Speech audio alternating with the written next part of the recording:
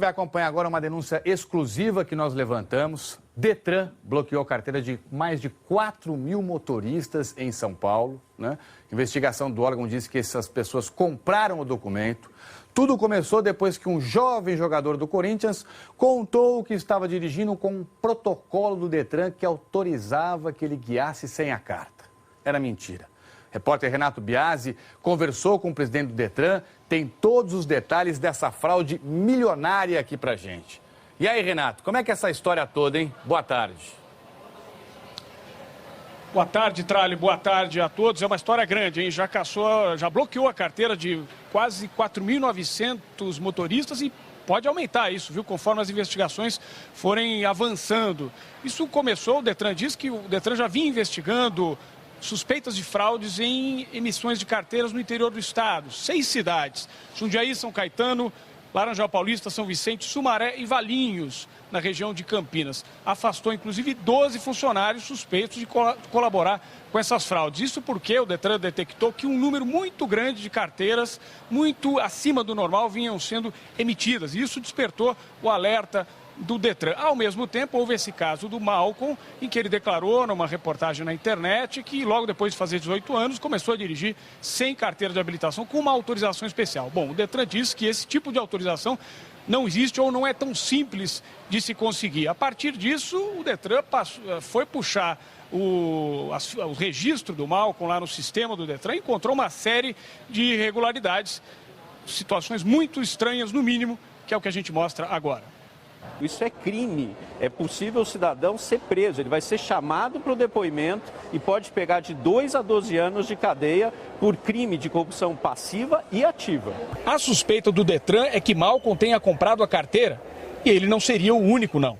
O Departamento de Trânsito afastou 12 funcionários e bloqueou 4.500 CNHs. Os motoristas vão ser chamados para depor e podem responder por corrupção e falsificação de documento. Quem rala para passar nos exames da CNH sabe que o processo demora. Menos de 3 meses é impossível. Conversei agora há pouco por telefone com o diretor-geral da Polícia Civil de São Paulo. Ele me disse que vai ter que abrir inquérito pelo estado de São Paulo inteirinho para apurar toda essa fraude aí envolvendo o Detran.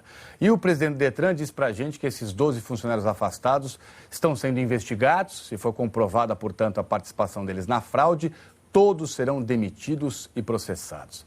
Uma vergonha isso, né, Sérgio Eisenberg, nosso especialista em transporte. Sérgio, estou vendo aqui, o processo para tirar uma carteira não é simples. É 45 horas de aula teórica, é prova teórica, 25 horas de aula prática. Não é brincadeira dirigir, né, Sérgio? Veja, para poder dirigir não é só ligar o motor e sair acelerando. A pessoa tem que conhecer as regras de trânsito, saber os sinais de trânsito para poder obedecê-los e tem que ter habilidade mecânica para conduzir o veículo de tal forma a evitar uma situação de risco numa manobra evasiva bem feita, para não atropelar ninguém, para escapar de um acidente.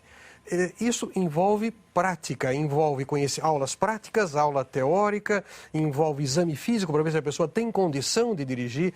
Deixar isso de lado e sair dirigindo, comprar uma carteira, coloca a pessoa em risco e coloca a sociedade em risco. Isso é um absurdo. Não, isso mostra pra gente, Sérgio, esse escândalo agora, por que a gente vê tanta gente fazendo barbeiragem absurdo, né? Gente que não tem a menor noção de direção aí no trânsito de São Paulo. Veja. Comprar carteira é um negócio gravíssimo, gente. Não tem sentido do ponto de vista de segurança. Então, se o jovem não tem maturidade, que os pais não financiem esse circo de horror.